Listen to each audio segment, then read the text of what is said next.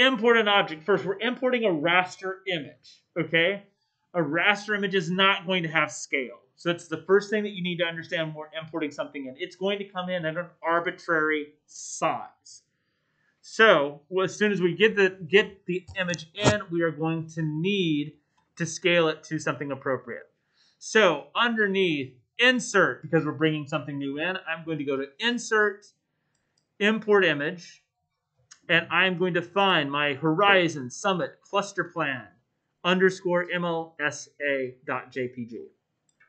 And I'm going to say Open, and I'm going to left click to place it. Easy peasy. Okay, so I did just a little bit of additional digging on this, and while I am not 100% certain that I have the dimensions right, I think it's a fairly safe assumption that my overall, this outside edge of wall to outside edge of wall, I think is right around 38 feet.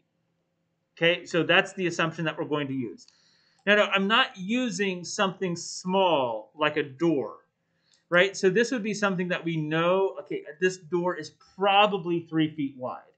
But if I zoom in and look at that, unless you have a super high resolution image, which you're never going to have a super high resolution image, you don't really know where to put the dimension at, right? Is it here, or is it that edge of this pixel, 1 foot 11, 97, 256?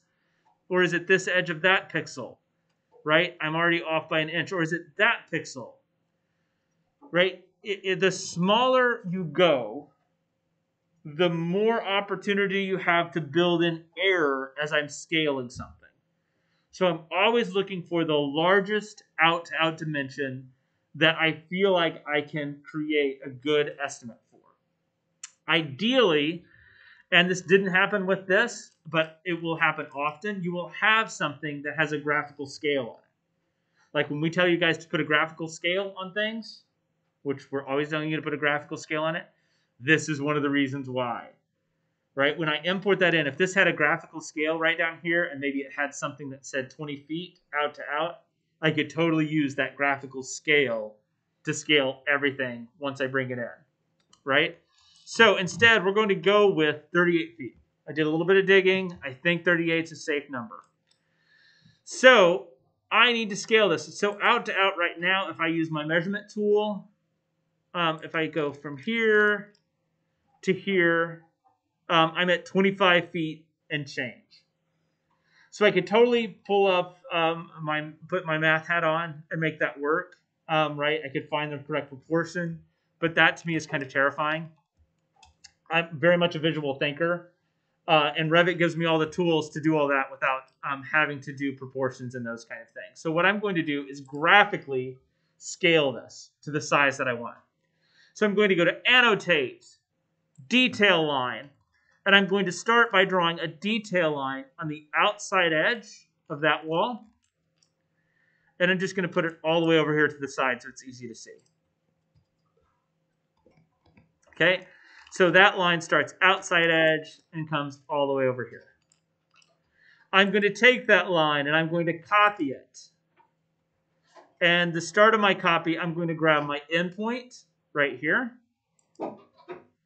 And I'm going to make my copy right down here at the outside edge. Again, and I missed a little bit when I left click to place it. So I'm just going to select it. And the arrow keys on your laptop are really good for just kind of nudging things around. So I can just use my arrow keys to kind of nudge that about to where I want it. So essentially I've got these two lines. This line is a copy of this line. And they're placed at the outside edges of those two walls. And if I select the first one, I can see I'm at 25, 4 3/8. Okay? I know I want that 25, 4 3/8 to become 38 feet. Okay? So I'm going to go to Modify, Offset. Offset's the button underneath Modify that looks like thumbs up.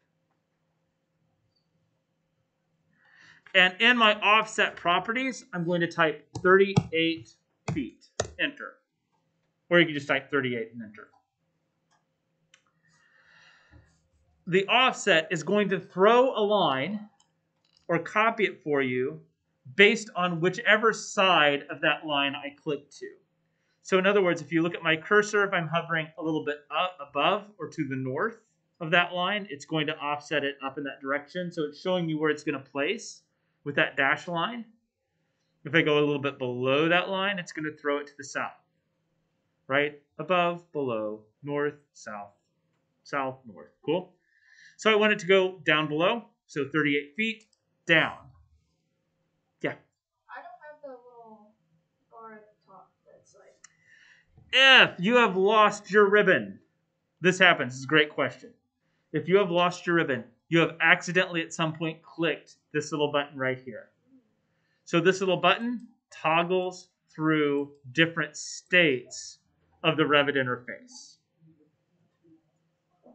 Okay? And the reason why, like, as you become more and more proficient in Revit, you might want more and more of your screen available. Okay? I teach Revit with the maximum amount of buttons available. So that way it's easy to navigate the buttons. Okay, so from here, what we're going to do is I'm going to select this image, and I'm going to scale it about these 3 lines. And by the way, so once I get through all of this, I will go back and really quickly go back through all these steps one more time. So if you do get lost, don't freak out, okay? You've got the video, and I'll go back through these one more time, right? Although, keep doing like the helping things. Great. I'm not saying don't help, for sure. But if you get lost, don't freak out. Okay, so I'm selecting my image. I've got my 3 lines in place. These are my known quantities. This is what I want. Okay, so I'm going to select my image, and I'm going to select the scale tool, which is the square in a square. From there, my first left click is my base point. I'm scaling about this point, right? So that's click 1. My next left click is what I have, which is 25, 4 and change. My third click is what I want, which is 38 feet. Okay? That is a visual way to scale something by a proportion. And if I look at these now, like I can take that line, and I'm just going to extend it over, and this line, and extend it over. And you can see out to out is now 38 feet. Cool? That is a simple little trick you will do about every week working on 3D modeling. Because you're constantly bringing in a hand drawing or an image or a something that you need to change from an arbitrary scale to 1-to-1. So it is a really common trick. And also, every now and then, I'll import an object that I'm using as entourage or something else that won't be at the right scale. And that's how I make sure I snap it from 1-to-1. What it is, what I need it to be, and scale. Okay? So from there, we need to model a couple of really simple things as a starting point to get this geometry put together. Okay? So let's go back to the website here. And I know that one of the things to work through are these sort of structural elements, right? This sort of base right here is one of the key things to develop. And as I look at some of the photographs here, this little setup in terms of those columns that come down below, that's going to be one of the things that's going to help everyone attach their building to their site. So that would be one of the first things that we might want to model. Although if I go to the floor plans, I'm not sure that there's an indicator on here of where those things are at in the plan. And I was kind of counting on that. Bummer. So yeah, let's go on to something slightly different, I guess. And we'll sort of... okay, well, it's kind of one of those things. We could get into this idea of looking at the section to kind of get some, well, this is a really good elevation right here. Let's model those, okay? That's where I started the other classes, where I'm going to start EAs, but we're going to have to make some assumptions. And you guys are going to kind of learn that I'm a little bit of a slop artist about some of this stuff. We're going to get them visually correct. If you feel like, taking a ruler to all this stuff and getting it 100% correct, that's awesome. Do it. But I'm not going to take quite that much time in class. So if you notice, this image right here does have a scale, graphical scale on it. That piece right there is 5 feet. That edge to that edge looks just a bit shorter than that. So I am going to assume that that beam, or that column rather, is inset 4 feet from that edge. Right? That's just going to be how I roll with some of this stuff. I'm also going to assume that that is around a 12-inch by something. 12-inch, let's do like a 12-inch by 10-inch outside to outside dimension of that beam. Okay, so let's step back just a little bit and see if we can look at those in a slightly different view. They look, so the eye is running this direction, and I'm going to assume we're 12 inches this way, 10 inches this way. Okay? Not sure that that's right, but it's going to be pretty close. So, modeling those. And also, that edge is inset just a pinch from the outside edge of the wall.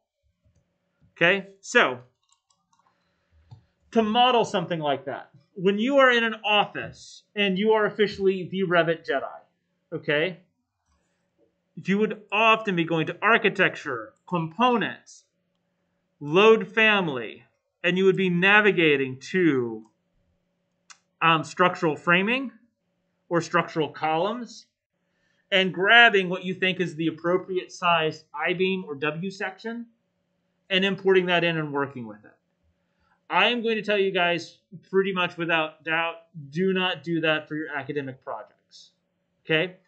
Revit is going to make some assumptions about how those structural framing components work. Okay? And it starts with something really simple. Like if I have a column and a beam, and those are from your structural framing library, those things are not going to connect for you. Okay? Because in the real world, you don't want to do that connection as an architect. You want to place this one, you want to place that one.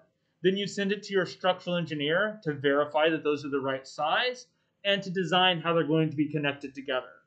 So Revit intentionally leaves a gap. Okay?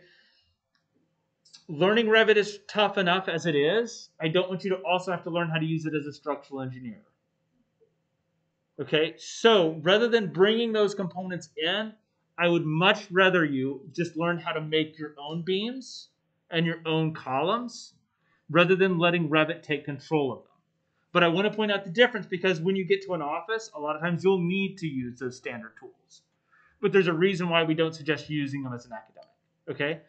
Also, learning to use these mass components that we're going to do really is the key to modeling anything. Okay, because walls are only going to do simple standard things that walls do in a simple way. Same thing with doors and windows and so on and so forth. So learning how to use the mass modeling tools that I'm going to show you is the key to unlocking Revit's potential to model whatever you want and not modeling a Revit looking building. Okay, so I'm going to hit cancel on this. What I'm going to do is go to architecture, component, and model in place. So these model in place tools are going to give you something really similar to what we had in Format or really similar to what you'd have in SketchUp. But the difference is we are going to model these with a really high level of precision. Okay, so in other words, we're going to be drafting out a shape and then telling it not just a push-pull kind of extrude, but I want it to go from here to here with a really high level of precision. So I'm going to go model in place. Again, I have this great big long list of stuff, which is really nice. And again, as a professional, you're going to want to start to use those things. As an academic, don't touch them. You're going to go to there are two that you will use: generic models and massing models. We're not using the massing models yet. We're only going to start to touch on those when you get a little bit more advanced. So 9 times out of 10, you're just going to go to generic models and click OK. The reason why, again, I only want you using the generic models. They are going to behave exactly like you expect them to. If I were to say, let's put those in structure, like I'm going to go generic models and let's place them in the structures category, like you think that they should be. When you go to an elevation in Revit, it's going to automatically hide everything on the structural level. Because on many architectural projects, the structure is in the walls, and as an architect, we don't want to see it. It clutters up our drawings, right? So it's like it does those things that you don't necessarily think about while you're learning Revit that are going to create a lot of headache for you. Putting it in generic, everything's just going to behave like you think it should, right? And you don't really need something cataloged to that level of depth until you're working on a multi-bazillion-dollar hospital, right? Where you need to divide all those things up and catalog them, stuff like that. Every now and then a professional will call back and yell at me, your student modeled everything in generic and now we're having to refix the whole world. Yeah, sorry. It's the right way to get started so that it'll save you headaches later, okay? So we know that that column is located approximately 4 feet in from the edge of the wall and inside just a little bit from the edge. So I'm going to back up here just really quick, cancel model. So I'm at architecture, component, model in place, generic models, okay, and okay. This puts me into the base modeling tool. So I've got extrusions, blends, revolves, sweeps, and void forms. Again, 9 times out of 10, when we're working in Revit, you're going to be doing simple extrusions. In other words, we're going to draw out a shape and turn that shape into a solid object. So I'm going to go extrusion. Once I go to extrusion, it brings up my drafting tools, my line tools. So I'm just going to go to this edge and start at that corner, and I'm going to do a line that goes 4 feet up. I'm going to push that line into the thickness of my wall, which is 1 foot. And I know that's where I want to start drawing that I-beam. That's my column. Okay? I know just from looking at that column, I think that that column is approximately 10 by 1 in its size and its out-to-out dimensions. So I'm just drawing a box that is 10 inches wide, 1 foot long. Okay, and that's essentially all I'm doing is I'm just setting up the framework for how I'm going to draft that column out. Now I want to go back and look at my drawing really quick. So the eye, just which way the channels are facing.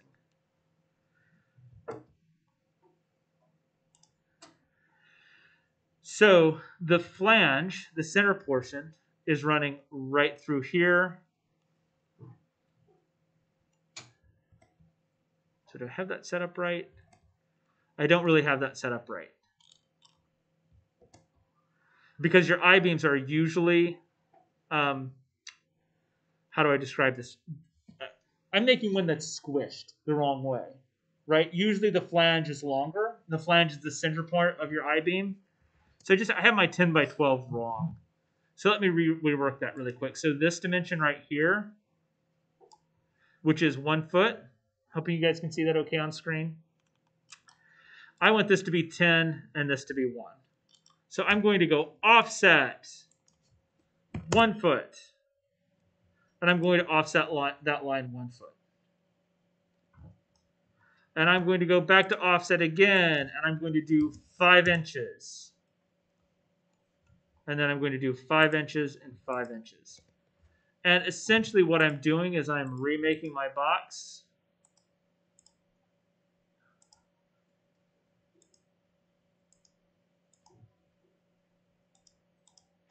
With the correct dimensions. Right? Because it should be 1 foot this direction. And 10 inches that direction. Okay, everybody kind of with me? Again, I'm going to go back through this again.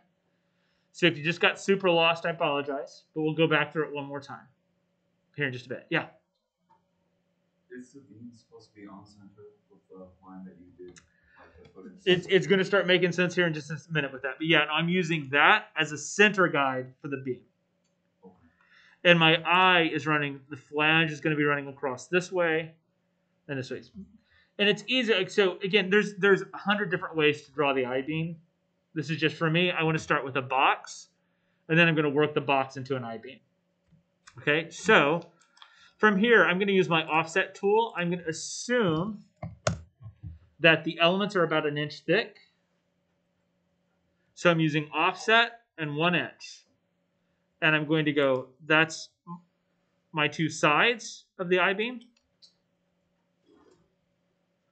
And then I'm going to use my offset and use 1/2 inch to go either side of that flange. And I'm just going to pull those lines across.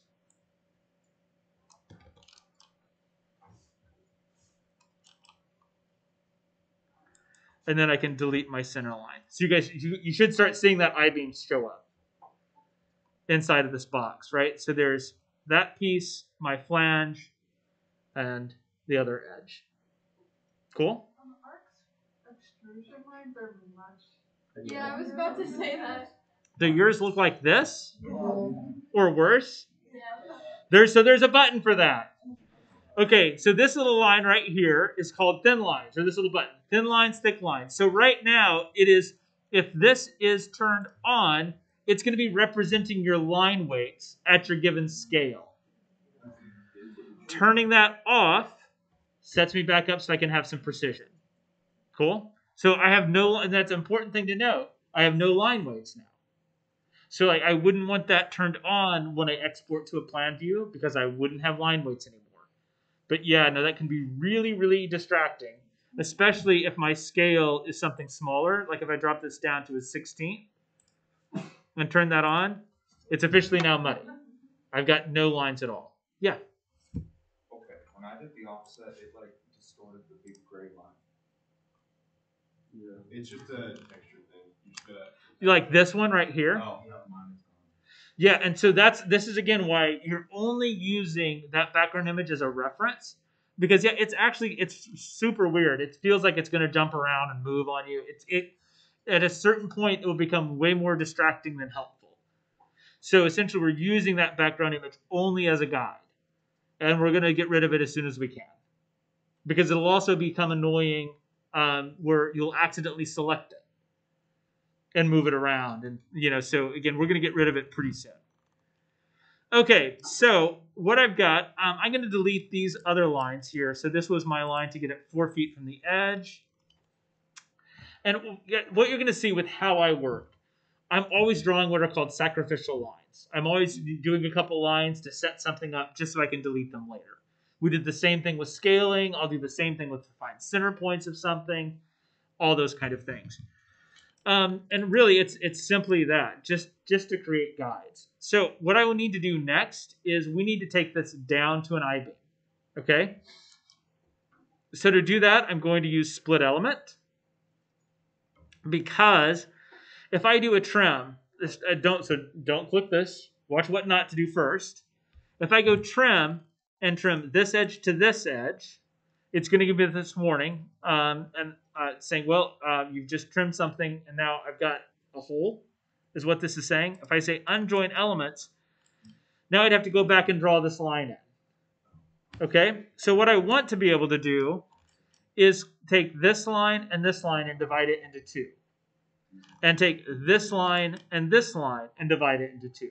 So when I run my trims, all I have to do is go trim, just around the edge to turn that box into an I-beam. So I'm going to use split elements, and I'm going to split here, here, here, and here. Okay, so I did here. So those are all now 2 lines. And now I can just do the trim command and trim this to this, this to that, this to this, this to that, here, here, here, here, here, and here, and here, and here. And that takes me down to an I-beam. Okay, and knowing where to run a split and how to run the trim, that's just a matter of practice. So here in just a minute, I'll go take a big step back and we'll do this same kind of steps on a more simplified object. So again, if your brain just went sideways, don't worry about it. We're going to go back through and walk through some more stuff. But I want to set everybody else up so the last 15 minutes or so of class, you can be kind of moving on forward with things. Okay? So at this point, I've got this drawn correctly. And if you notice, this is a super, super important concept with Revit. Okay? And this is one of the big differences between SketchUp and Format and Revit. At this point, I have a closed loop. Okay? These purple lines are the backbone of just about everything that gets modeled in Revit. Okay? And right now, they are a closed loop. There's no rogue lines. So if I green checkbox this, I know it's going to start at level 1. That's what I'm drawing on. So if you look at the properties for this extrusion, okay, extrusion, constraints, I'm drawing on level 1. So from level 1, it is at 0. That's where it starts. So it's starting on level 1, and it's going to go up 1 foot. So just so it's a little bit easier to see, I'm going to change that to 10 feet. So that's going to make a 10-foot tall I-beam starting at level 1. When I green checkbox that, it will have actually, if I go to 3D, it will have built that for me. Okay? So let's take a step back though. I'm going to select that, and I'm going to say edit extrusion, and I'm going to go back to level 1. So we're back to those purple lines. If I have a rogue line, and this is going to, when you are learning Revit, this is going to happen all the time to you. All the time. If I try and green checkbox this, it's going to say no. And if you're paying attention, it will show you where your rogue line is. Do not click quit sketching. That will throw everything in the trash. You want to say continue. Delete your rogue line. If I have two lines that are overlapping, Revit's going to be like, no, you don't. Okay, and this is the big difference. SketchUp and Format will be like, that'll be fine. You don't care. Revit cares. To the point that it will cuss you out, bop you on the top of the head, and right? And it's at first it's really annoying because here's the thing. Sometimes these are going to be way more complicated than an I-beam. Sometimes this is a drafting thing that you've spent 20 or 30 minutes drawing these purple baselines out to extrude a form up. Any single little mistake in trimming something, fixing an edge, a rogue line, it's going to give you an error message. Okay? The reason why it does, though, okay, so I'm going to click continue, trim that back together. If you have ever tried to 3D print something for Format that wasn't modeled perfectly, this is probably why. There's something that happened before you made that extrusion that's an extra line that's throwing everything off. If I don't have that level of precision, like if I select this object, if I go into that object, I can understand its weight, its volume, its category. I've got a ton of information because that was modeled with a high level of precision. If I'm sending that to my structural engineer and it's had the appropriate material to it, they can calculate how much it's going to deflect under given conditions because it's been modeled with a high level of precision. If I'm doing an energy analysis, I can understand how much heat transfer I'm going to get through that object into my space, right? That's Revit's world. It demands that we be 100% precise, no compromise, okay? So the price that you're paying for that is upfront. Sometimes it's kind of annoying because it's going to slow you down because it's going to throw error messages, right? what you get in return is zero problems on the back end. When I'm creating drawings, when I'm creating simulations, when I'm doing fabrication, those things, you just don't have problems, right? So it's a cost-benefit kind of relationship that you have to build with Revit, right? It doesn't let you do things super loosey-goosey, but you have so much precision on the backside that is really, really worth it, okay, in terms of building this with some precision. So at this point, if you notice, okay, so let's think about what we've modeled here. I've got this column. If you notice, I cannot select this plan or anything. That's because I am still working on this object as a component, right? When we went architecture component model in place, we essentially made a family. That family is happening inside of my Revit file. I am only working on that family. So if I green checkbox again, I am now working on the entire Revit file. And now I can go back and select my drawing, make some modifications to it, stuff like that. Okay? So I'm just to make this a little bit easier to see, I'm going to go ahead and hide the drawing. So I'm just left clicking on it, hide in view, element. And I'm going to zoom back in on this column. From here, I can select it and say edit in place. I can select it again and say edit extrusion, and I'm back to those purple lines. I know that this actually happens, all of that column is below my floor plan, my level 1 floor plan, okay? So rather than this starting at 0 and ending at 10, let's kind of look at this in 3D here. If I select it, so that is my level 1 floor plan, it's extending up. I can just flip-flop that. I want it to go -10 and have it end at 0. And so I've just shifted that now to happen down rather than up as the starting point for this. Cool? And I can just do that numerically. I don't have to use like a little push-pull or a grip. I can type those numbers in. Because the whole point of Revit, so this goes all the way back to the 90s when Revit was being developed. Revit is short for revision edit. Once you model things in place, and again, it takes a while to get them set up, it is super fast to make changes. Super, super fast to make changes. Okay? Just like saying that's, well, I need that to go 10 feet down, not 10 feet up. By the same token, if I were to say edit extrusion, if I wanted to change the size of that beam, I can just grab those and I can pull it and make it much bigger. Green checkbox, back to 3D. I now have a completely different shape to my beam. Okay, so all of those things are super fast, super, super easy to work through, but I have to follow the steps to make it happen. Okay, one more thing that you'll notice happened, because that's now going down, I can't see it in my floor plan anymore. That's because that's now happening below my level 1 floor plan.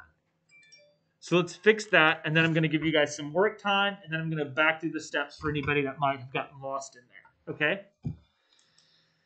So again, a floor plan is a section cut 4 feet above the level that I'm on. So this is level 1. It's a section cut 4 feet looking down. My view stops at level 1 as well, though. Right? So in other words, I can't see infinitely in all directions. So by default, 4 feet above level 1, looking down, stopping at level 1. So I need to change that. I need to see lower than level 1 so I can see where that column is. Okay? So I'm going to unhide. If you notice, my computer does some weird stuff, the video card. I'm not sure why, but like that little bottom ribbon was kind of mushed up. Just clicking on it kind of fixed things. So I hid that base plan. I'm going to use my light bulb to show my hidden elements. I'm going to unhide my plan view or my drawing that I brought in. With nothing selected, that means my properties are for my plan view. I'm going to scroll down to view range. Okay, so view range again is where it's saying I am cutting at 4 feet, looking down. If I go to edit, you will see exactly what I'm talking about. Cut plane, 4 feet. This is a plan, so I'm looking down. The view depth, see, it stops at level 1. All I need to do is change that to unlimited. That means it's going to see infinitely down below things. And I can say OK, and now I can see that column again. Right? And again, it's there for a reason. Right? It's there to help us out, but that's not necessarily the default that I wanted. So I'm going to select that guy, and I'm going to copy it. And I'm going to place the inside of that beam at the edge of that wall. So now I have my 2 columns as a good starting point. Okay, so if I look at that in 3D, I've got 2 columns that are starting to go down from my level 1 floor plan. That's where I need you guys to be by Wednesday. So if you're already there, good for you. You got nothing to do between now and Wednesday. Okay, so I'm going to stop this recording.